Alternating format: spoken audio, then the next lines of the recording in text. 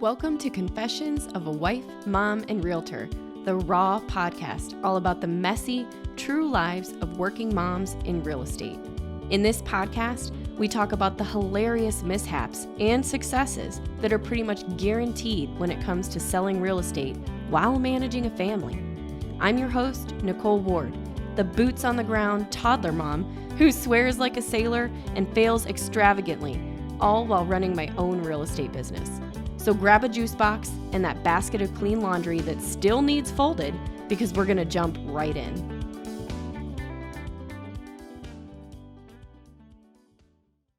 Good morning, everyone. I have Ashley Mostoller. Did I say that right? Yeah, we're good. We're good. Or Ashmo on this call. Can I just call you Ashmo for the rest of this podcast? That's fine. That's what everyone else does. So Ashley is here in Northeast Ohio. She's a real estate agent, and I just wanted to give you a chance to tell everybody a little bit about yourself. Tell us when you started in real estate. I started early this year. I got licensed at the end of January. I got into real estate because it's funny, like, how are you going to solve a problem in Florida when you don't live in Florida anymore? Right. But when I lived in Florida, I was actually manager of Buffalo Wild Wings, and half my staff was homeless. Wow. And I was like helping people with they were staying in like long stay hotels, and I had a couple people on my couch for a little bit, and it got to the point where we were actually worried that we wouldn't be able to afford to live there anymore either, because I saw all of our neighbors' rents going up like $400, $500 after COVID. And we make pretty good money. And so I decided to come home. I'm originally from Ohio, grew up in Medina. And I just figured if I was going to solve the problem or try to solve the problem, I should try and do it from the inside out. Okay, so you got your license in Ohio then. You didn't get it in Florida, but Florida was what inspired you to get your license. Yeah. Okay. So, and I would eventually like to maybe get a dual license, here and in Florida. That's a great idea. I know a ton of agents that do that. Yeah. And because, I mean, there's people that I know there now that are still struggling. And it's like, So what was your brother goal? says I have a savior complex. I mean, that's a good complex to have, I think. But so what would you do? What was your idea? Like, you were experiencing all these people coming along in hardships, and we both know that the Florida market is crazy. So what was your idea when you came home to get your real estate license? Like, was it with that goal in mind to help house people who needed housing, or was it just the inspiration for you to start a different career? Kind of a little bit of both. Because I had Buffalo Wild Wings has taken over my life. I started with the one in Medina from 2001 to 2008. Moved to Florida, was like, never again, and then ended up in Buffalo Wild Wings again. And I'm actually there now 2 days a week. Yeah. Oh, really? So what area are you servicing right now, both for real estate and like, where do you live? So I live in Monroe Falls, but I work in Medina. I just went back there because it's crazy. After 14 years, there's still people that still work there. So obviously it's a great place to work. Okay. So you still have connections after so many years. I mean, that's great for real estate too. I mean, that's the sphere related business. Well, and marketing wise, actually, if you go to Buffalo Wild Wings in Medina, you might find a coaster with my face on it. What a great idea. Are you the manager? Then? Nope. I just talked them into it. Yeah. That's great. I love it. Okay. So you just got licensed this year. But you're a mom too. So tell me about your family life, your family situation. I have a husband, 4 dogs, and 2 kids. So that's a lot. Tell me about your little ones. I have a 14-year-old and 11-year-old. The move was a little bit hard, and actually COVID was really hard too. And one of the reasons why I thought real estate was a good idea was because, yes, we can work a lot of hours as far as like searching for homes and going on like showings and things like that, but we still have the flexibility to be able to get the kids to school and make sure that I block off time to go pick up the kids if I need to, because we haven't actually experienced it much here, which is great. But when my daughter was in middle school in Florida, I would have to leave work a lot because she was getting bullied and she had anxiety and she was just having a hard time. And so when I came here, I didn't want to have to be put in a position where I wasn't going to be home if she needed me. So Right. even with working at Buffalo Wild Wings, I only do 2 days, and I make Yeah, sure that that makes I'm sense. available for my kids. Yeah. So you said that since she's been back here, she hasn't been experiencing that as much, and that's honestly fantastic. And do you think Yeah. that I know you said the mood was hard, but do you think it was almost a relief for your kids because of that? Um, there was a lot of reasons why we moved.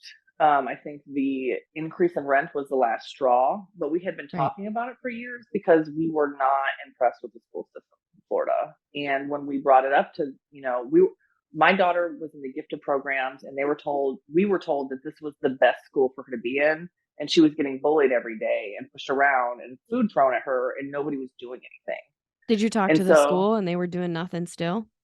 yeah, I talked to the school all the time. And I I cannot speak highly enough for the school district that I am in, Stowe Monroe Falls, right now.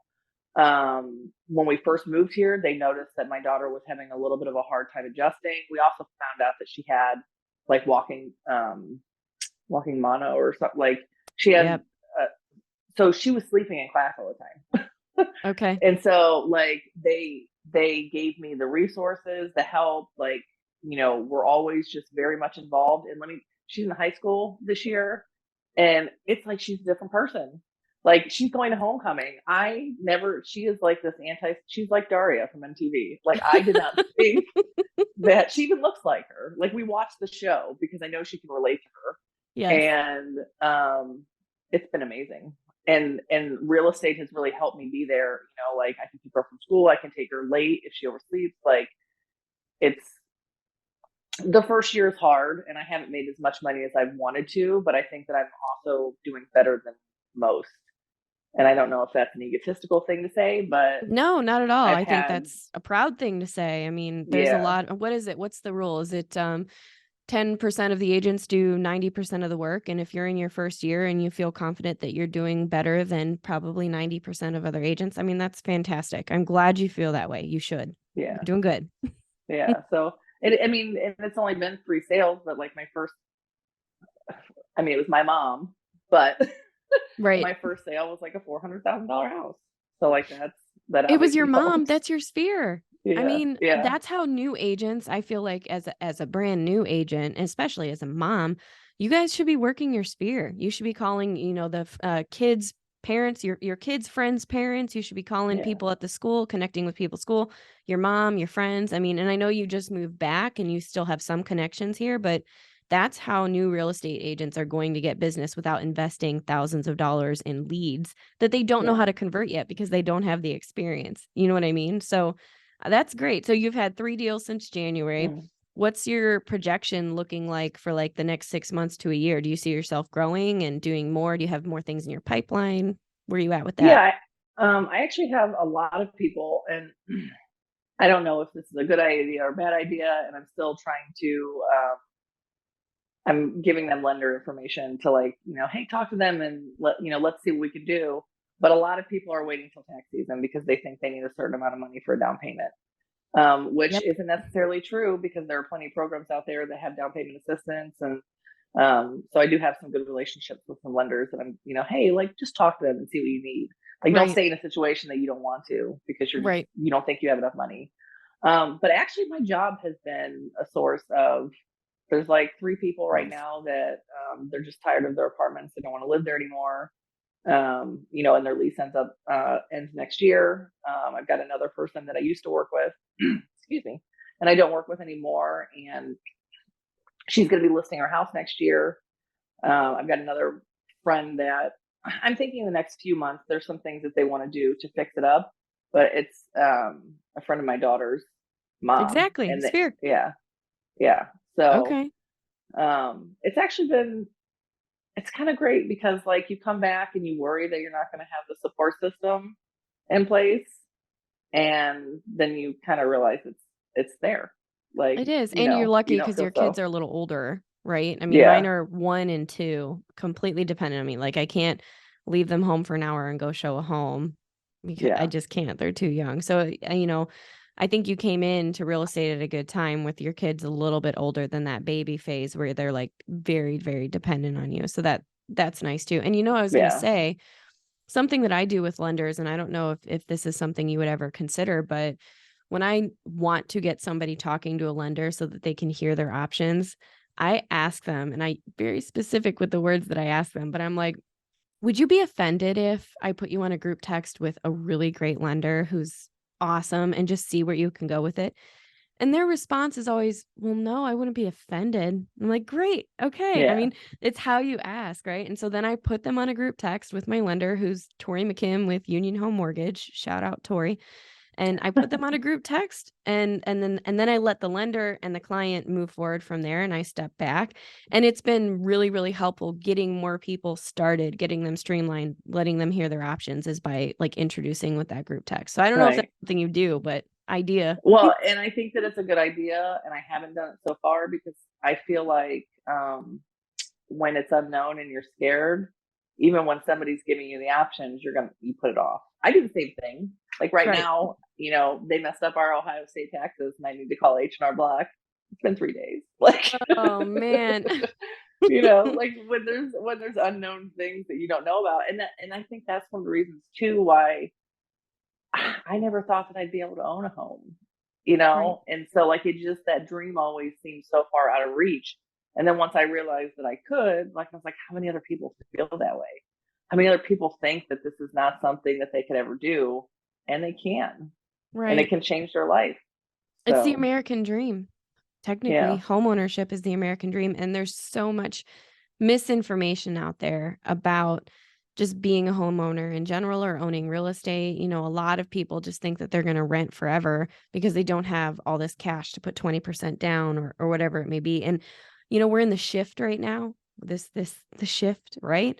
And so we're yeah, starting to see, instead of sellers having 20 offers to choose from and people paying 50,000 over list price in this appraisal gap, and I know you weren't in the industry a few years ago, but I mean, you probably know, like people used to be able to write offers and write in closing costs to be paid for by the sellers, right? right, So, I mean, we're starting to shift, and I've had a couple of deals in the last couple of months where sellers are paying closing costs again. So, I agree. I mean, there's so much misinformation as somebody who never thought that they could buy, you have zero down payment options, you have seller paid closing cost options. There's special loans for nurses and teachers and EMTs and doctors and any field yeah, out there you can find a special loan for, right? So, yeah, I'm excited actually to be in this shift and go back into a more plateaued, like even market. It's going to be great. yeah. Super excited. Because I bought a house in the not so even market, and A it lot of was people did.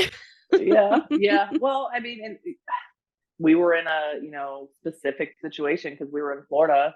We bought the house sight unseen for like 20,000 over list price, no inspection. I was like Good freaking grief. out the whole time. Do you But I regret mean, we it love our now? house. No, we love our house. Okay. And it's funny because I knew I wanted a house, but my driving force this time, like, because we had tried to buy a house like 5 years earlier and it fell through. But my sister's dog had puppies, and we knew that we were not going to be able to find an apartment in Ohio that would allow 3 dogs. So it's like, Right. we have to buy a house. We have to buy a house. Well, you have more dogs than kids. So, Yeah, yeah. Now we have 4. so So I kind of want to redirect here. Something that you said to me before we jumped on this podcast was a career that you had in your previous life before real estate. yeah. So tell me a little bit about that and how you got into that. I'm assuming we're talking about stand-up comedy and not We B-dubs. are. Tell me a joke. Tell me a joke. No, just tell me uh, about it. okay, so and it's actually like we didn't even get into the. Okay, so it actually all started, and this is going to be a long-winded story that I'll try and cut it fat. It started from a bad relationship that ended, and the guy told me that the only reason I stayed with him was because I knew that I couldn't do any better. And I Okay. got very angry, and I went on Plenty of Fish because that was the the thing that I That was the used. thing. Yeah, I found the hottest guy I could find, and I messaged him, and I ended up going out with him, and it was a WWE wrestler. Stop. Yeah, we didn't even get into the fun stuff. And he was great. We hung out, and he kept telling me, I know stage presence and you have it. You should do stand up. And I said, I can't do it. No, nope, nope, nope, nope, nope. And like after months of him like, no, you need to do it. No, you need to do it. And then giving me like Stephen Pressfield books and like motivational stuff. Yes. Fine, I'll do it. And I went to the improv and drank a pitcher of beer and got up on stage and I did it. Was this before kids? No, it was during kids, but I had my grandparents to babysit. Okay. So, Okay. yeah, they were taken care of. What a colorful career path you've had, management and stand-up comedy and like all this stuff. So why did you stop doing it? Because my kids got to the point where it's not that it's never okay to be there, but they were old enough to notice. And I did not want to be a mom that wasn't there for their kids when they needed me. So I took a step back. I will probably get back into it. I'm actually in the process of becoming a surrogate for the second time. Okay.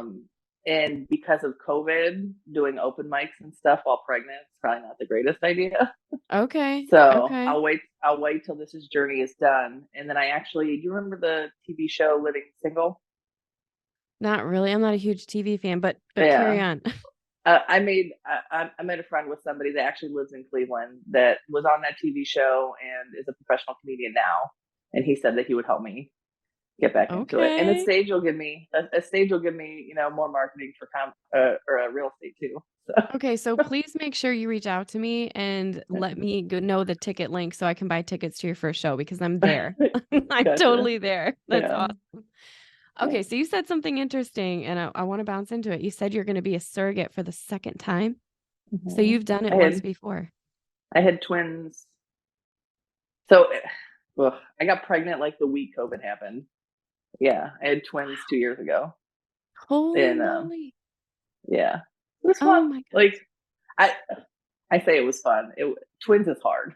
Twins is really hard. Mm-hmm. But I'm a twin. My mom's a twin. My grandpa's brother's a twin. We actually joked like, "Oh, I'm going to give you twins," and I said, "I'll try real hard," and I was not serious. And wow, and then they put one in, and two came out. Oh my goodness! And you're going to do it again for the same person? No, I think that they're good with the two. After twins. Yeah. So it's a couple in Texas. I'm actually flying out to their fertility clinic the second week of October. And then wow. You are a saint. Giving people houses that don't have housing, being a surrogate. I can't imagine. I went through IVF myself. It was very hard for my husband and I to have kids, and I went through it twice, and I've got 2 beautiful babies from it. But there were a lot of people alongside me on that journey that just never made it. And so I mean, hats off to you. You really are a humanist, and you care about people. I can tell. And I do really care about people, but I don't like I'm not religious, but I do think that if we were all made in God's image, then we should treat people like we're talking to God. You know what I mean? Really good thought. Mm-hmm. And so I had 2 kids on accident. Why can't I help somebody have them on purpose? That's great. I love it. Kudos to you. How do your kids feel about this? Oh, they don't want any more siblings. Is it hard? No. Going through it and like giving birth and then never really seeing a child again? No, well, I do get updates. I get pictures. And I had a really good relationship with the mom. Like I took her to the doctors, like I drove her. I was really lucky in that fact that she lived 10 minutes down the street from me. Right. So like I was able to take her on appointments with me, and we had a really good relationship. And like I said, like even if I wouldn't get pictures of the kids, like the fact that I helped create a family that wouldn't have been probably would have been enough. Now the fact that I get pictures is a bonus. Like I love seeing the girls. So are they yours? No, I shouldn't say yours. Was it your so biological? No, as far as I know, they don't do that anymore. It's just gestational characters because of the complications that can arise from that as far as custody and sure. Yeah. So like even this time around, not genetically mine at all. And I really I just tell myself the whole time like they're not mine. You know, I'm just baking a cake in the oven. Right. So you basically And go through almost the very same similar procedures that I go through for IVF. You have to take the shots, you have to build yourself up, you mm, have to take the yep, progesterone, I'm assuming, shots in the ass, that's a fun one. Yep, Those yeah, the needles are big old huge. needle. Uh-huh. I still have Yeah, like knots in my upper butt cheeks from those things. They hurt. yeah. And my husband was not doing that. Like, so like it was just me shooting myself with Oh Leukotic my progesterone. gosh. Okay, so I Yeah, got lucky. My husband, I mean, he's queasy about it, but he did it every day for I think you have to do it for 3 months with my clinic here. So kudos to you. yeah. I love that. I'm glad that you shared that with everybody. I mean, that's Oh, great. So thank you. tell me about a moment in your life. And I don't know if you can apply this to the last year or not being in real estate, Okay. but just one of your lowest moments, one of the times that you just felt the lowest and how you came through that. Okay, so this is not real estate related, That's and it might really seem ridiculous, but I'm still kind of struggling with it, and it seems so stupid. I was talking to somebody about this. Like 4 weeks ago, I was having a yard sale, and this baby squirrel fell from my tree and smashed his face on the sidewalk. And I called some rehabbers, and there was nobody there, and I couldn't find any take care. Like, so I Googled stuff, and so like for 3 weeks, I'm taking care of this little baby, and I thought I was doing a good job, and she got pneumonia. And so it was either keep her and hope that she gets through it and she'll probably die, or I had to surrender her to the vet. And they won't give me updates on her because it's a Good Samaritan surrender. And so it's like this little baby that like I was feeding every 2 hours, and I knew that squirrels will, for the most part, 98% of the time, even if they stay with you for like 5 months, always become wild. Hormones set in, they want to breed. Like you're not going to keep a squirrel. I right. knew that the plan was never to keep her. And I was even trying to like reach out to rehabs to take her anyway. But the way that it Right. happened was that she got sick. And I mean, like I was calling rehabbers and they were all full. Oh, it's And okay. I mean, that's tough. We had the yeah, similar thing happen with baby rabbits, so I get you. yeah. So I had to take her to a vet, and it was a Good Samaritan surrender, so they won't give you updates. So I have no idea what happened to her. Have you tried to have someone else call the vet and find out what happened or I mean, they even said that this was the second scroll that day, so like they wouldn't know which one you were talking Okay. Well, I did the same about. Yeah, thing and maybe it was probably a different vet, but I was a Good Samaritan surrender, same thing. And I begged them. I said, I just need to know that this animal made it or not. And they said that I yeah. could call and they would tell me. So next time, go to a different Was it emergency the one vet. in Copley? Yeah, it was. Okay, That's, well then I'm gonna call them. I Because would. I would I've been totally call crying them. for like a week. Are you talking about the emergency vet clinic in Copley? Mhm. Yeah, Yep. the 24-hour one. That's the one. Mhm. All Mm-hmm. right, Do you it. good. And they saw me like just like in the car, like oh, we're gonna see her again. And this Oh, is the best and worst case scenario because at least somebody knows how to take care of her, taking care of her. But now I know she's sick. Like oh my it was bad. goodness. Well, call Yeah, them it and was then bad. send me an update because now I'm curious. I remember when you posted on Facebook and I said, just call, they'll tell you. And Yeah, I think and they but will because they did for me. and they made a point to tell me that they wouldn't. So it's like now, like I'll still try. They probably just don't But want you it's blowing up their phones. But if I were you, I would still yeah, call anyway. So that's what I would do. yeah. So it Anyways, seems silly, but it's traumatic. I mean, that is a very traumatic thing. And you're right, that's not real estate related. But I mean, that's very personal for you. And I mean, Yeah. I know a lot of people that would probably jump on that bandwagon. There actually is another agent. I don't know if she listens to the show or not, but I'm going to call her out. Her name's Amanda Talkington. Have you heard of Amanda? I don't know. Amanda Talkington, she is with a different brokerage than both of us, and she lives in like Hartville area, Uniontown, I think. And Mhm. she is huge in animal advocacy. And so part of her business and her career is actually including like she does quarterly um like not fundraisers, but like if she'll partner with a local business that's a rescue or something like that. And, she advertises for them and they advertise for her. And she donates part of every commission she closes during that quarter to that that platform. And I know that's helped her grow her business, and it also is very fulfilling for the soul for her. Yeah, Because that's awesome. yeah. So, I mean, even her marketing and her magnets has all of her dogs on it and everything. So you Oh. should put your And I squirrel. did take the squirrel. I took her to a meeting because I had to feed her every 2 hours. Yep. So she was Hey, I in mean, I had a do bag. what you got to do. Yeah. So we do have to wrap up the show, but I Mhm. have one more question for you, and I think you know what's coming. But this show is called Confessions of a Wife, Mom, and Realtor, and so I have to Yeah. ask everybody that comes on the show, what's your confession? Um, I was gonna not answer this seriously, but now I probably will. I feel like I'm failing most of the time. And sometimes it's outside influences just because of what their opinions on motherhood is. And there are still people out there that think that when you become a mother you should give up your life. And I think that by having a life and following my dreams, I'm teaching my kids to do the same. 100%. Well, then I would say that your confession is you're And, probably no, it's you're but battling when yourself with it. it just feels like that sometimes. Like sometimes you just, you know, like if I was doing enough in real estate, I would be busier. But then I also look at it as, what is it, like 80 something, 83% of real estate agents quit within the first year because it's not what they expected it to be. And the fact that I've already gotten, 3 sales. So it's like I'm just like really hard on myself. But I also know that when you're juggling so many things, like you're always going to feel like you're failing at something. I 100%, And 100%, and mom guilt. So not yeah, only do you have to add in the feeling of like you're failing all the time, but then you have mom guilt on top of that. And I mean, we all have mom guilt. So yeah, I yeah, can imagine. I can imagine. And I know I felt like that. I feel like that all the time.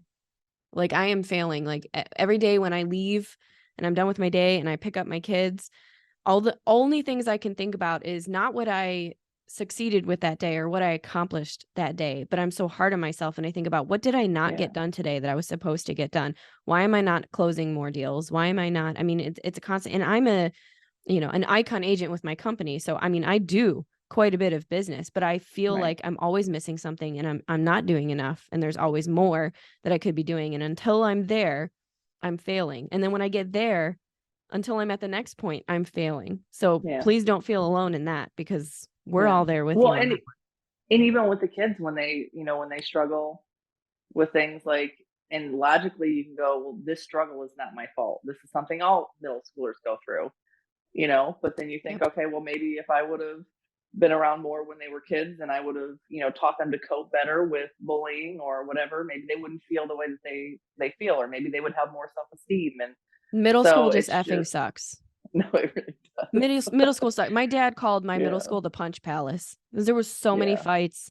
Middle school just sucks. yeah, And for girls, I'm not downplaying what boys go through in their own way, but as a girl, I have the girls' experience, and girls are mm, ruthless to each other. I mean, yeah, I've read books about this. I got a psychology degree, a 4-year bachelor's degree in psychology, just to try and understand what happened to me growing yeah. up in middle school. I mean, it sucks. So believe me, your daughter is not alone, and there's nothing else that you can do other than exactly what you're doing right now.